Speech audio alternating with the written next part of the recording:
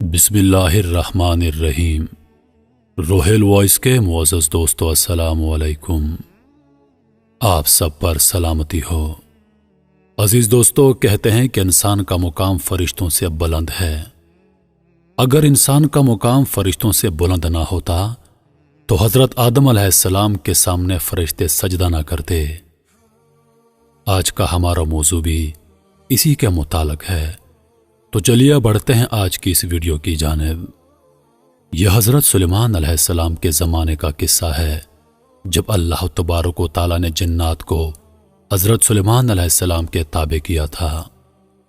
اس وقت چونکہ جنات بھی دربار سلیمان علیہ السلام میں حاضر ہوا کرتے تھے اور ان کا عام انسانوں کے ساتھ مناظرہ ہوا کرتا تھا، عام لوگوں سے کلام کیا کرتے تھے، لیکن ان میں بعض شیاطین جنات بھی شامل تھے جنہوں نے انسانوں کو غلط اپنی طاقت اور سحر کے بل بوتے پر بھٹکانے کا سلسلہ شروع کیا۔ انہوں نے لوگوں کو جادو سکھانا شروع کر دیا، جبکہ قرآن پاک میں اس کی کوئی تاکید نہیں کی گئی تھی۔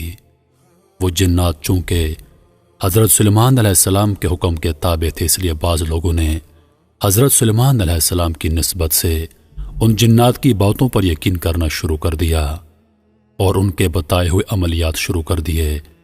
اس طرح کالے جادو یا سفلی عملیات کی بنیاد رکھی گئی، لیکن سورۃ البقرہ کی آیت نمبر 203 میں اللہ تعالیٰ ارشاد فرماتے ہیں کہ سلیمان علیہ السلام نے کبھی کوئی شرک نہیں کیا اور ان کا ان جنات کے عملیات سے کوئی تعلق نہ تھا۔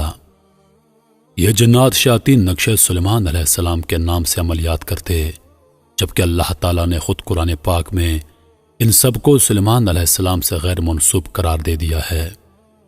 پھر اس معاشرے میں بدعمالی کا راج بڑھتا چلا گیا اور معاشرہ ہر قسم کی اخلاقی برائیوں کا شکار ہو گیا۔ اب یہاں سے ان دونوں فرشتوں کا تذکرہ شروع ہوتا ہے جنہیں اللہ تعالیٰ نے اس معاشرے کو راہ راست پر لانے کے لیے انسانی روپ اور انسانی صفات دے کر زمین پر بھیجا۔ علماء کرام فرماتے ہیں کہ وہ جو قصہ ہاروت اور ماروت کے بارے میں روایت میں آتا ہے وہ پایہ ثبوت تک ہے اور اس کا توکل یقینی ہے۔ قصہ کچھ یوں ہے کہ ایک روز اللہ تبارک و تعالیٰ نے آسمان کے دنیا کے پردے ہٹا دیے اور فرشتوں نے زمین پر دیکھا کہ اہل زمین سنگین گناہوں میں مبتلا ہیں۔ شراب نوشی ہے، زنا ہے، چوری چکاری، قتل و غارت عام ہے۔ اس قدر گناہوں میں مبتلا ہیں تو فرشتوں نے اللہ تعالیٰ سے شکایت کی، اے پروردگار، یہ کیا ہے؟ ہمارے رب، ان کو تو نے دنیا میں اپنی عبادت اور اطاعت کے لیے بھیجا تھا اور ان کی تو حالت یہ ہے کہ ایسے گناہوں میں مبتلا ہیں، آپ فوری طور پر ان کی پکڑ نہیں کر رہے۔ لہذا فرشتوں کو ان کے اعمال دیکھ کر سخت بیزاری ہوئی اور انہوں نے ان کے لیے بد دعا کی۔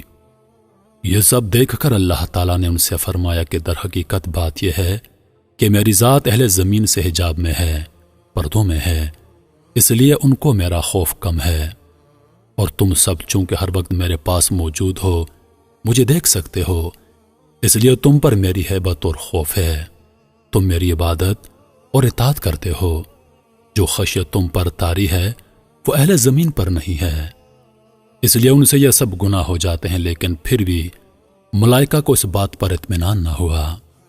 اللہ تبارک و تعالیٰ نے فرمایا، ٹھیک ہے، تم اپنے میں سے نیک اور پارسا فرشتے چن لو اور میں ان کو زمین پر انسانوں کے درمیان بھیجتا ہوں، اور پھر میں دیکھتا ہوں کہ جب وہ میرے پردے میں جائیں گے تب ان کے اعمال کیسے ہوں گے۔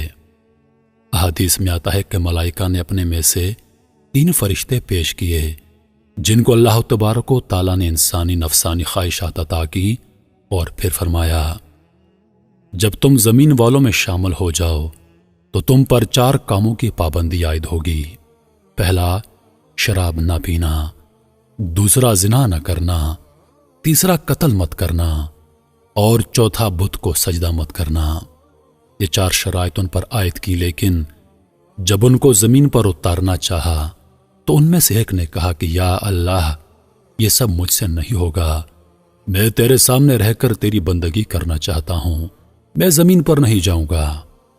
اس نے عذر کیا اور پیچھے ہٹ گیا، لیکن دو فرشتے ہاروت اور ماروت زمین پر آنے پر رضامند ہو گئے۔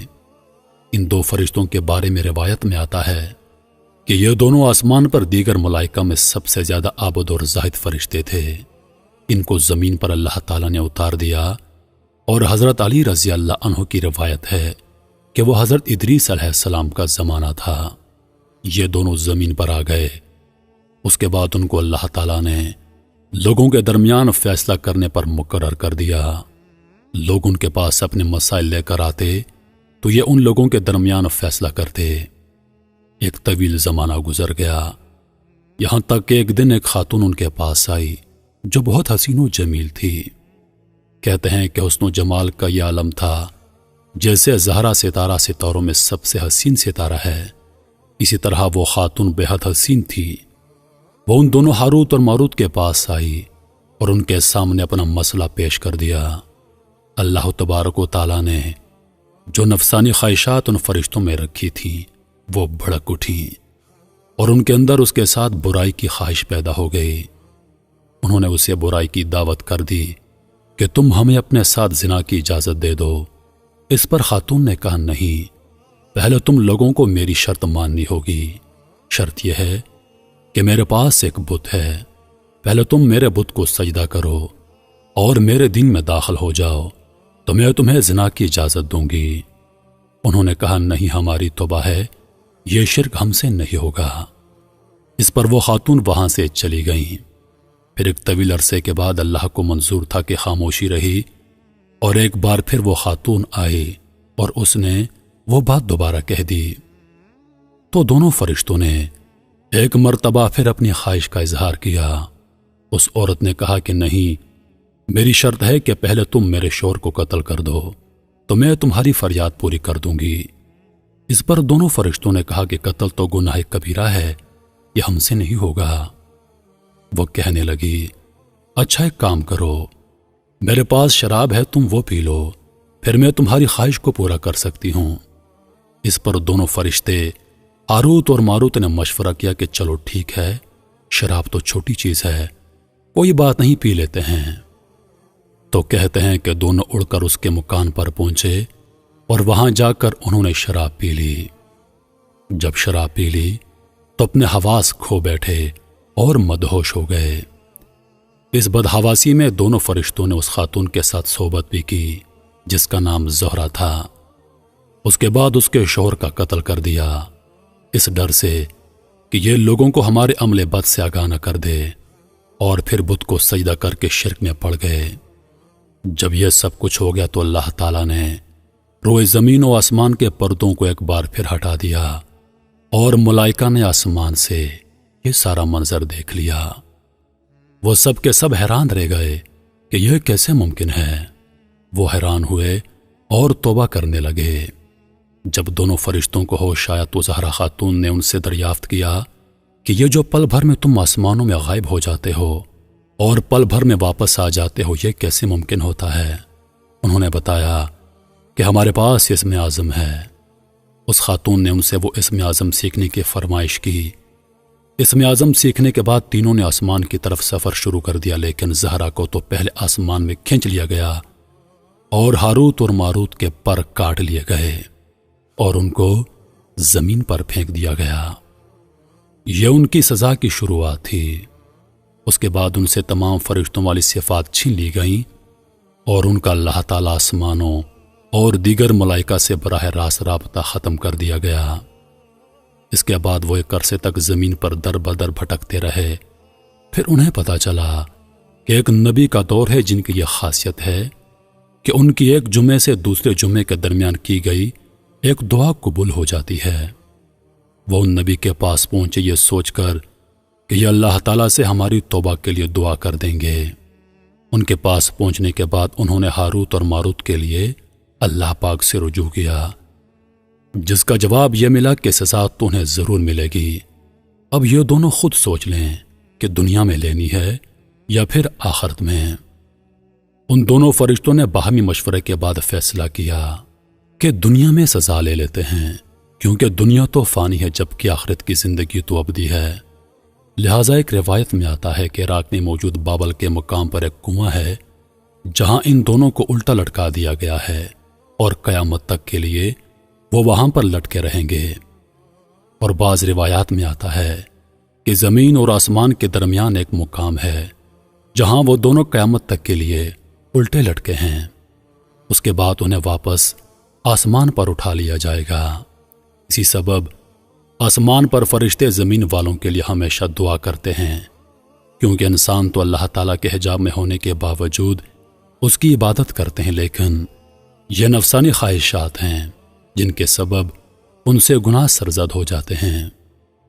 اور جو نیک لوگ اپنی تمام زندگی اللہ کے راستے پر گزار دیتے ہیں، ان کا اللہ کے نزدیک بہت بلند مقام ہے، فرشتوں سے بھی بلند و برتر۔ عزیز دوستو، امید کرتا ہوں کہ ویڈیو آپ دوستوں کو پسند آئی ہوگی۔ ویڈیو پسند آ جائے تو لائک اور شیئر ضرور کر دیجیے گا، اور آنے والی نئی ویڈیوز کے لیے ہمارے چینل کو سبسکرائب کر دیں اور ساتھ میں موجود گھنٹی کے بٹن کو ضرور دبا دیں تاکہ ہماری ہر نئی آنے والی ویڈیو سب سے پہلے آپ تک پہنچے۔ مجھے دیجیے اجازت۔ سانسوں نے وفا کی تو اگلی بار ایک اور ویڈیو لے کر آپ کی خدمت میں حاضر ہوں گا۔ تب تک کے لیے خدا حافظ۔ اللہ پاک آپ سب کا حافظ و نگہبان۔ ہنستے رہیے اور ہمیشہ مسکراتے رہیے۔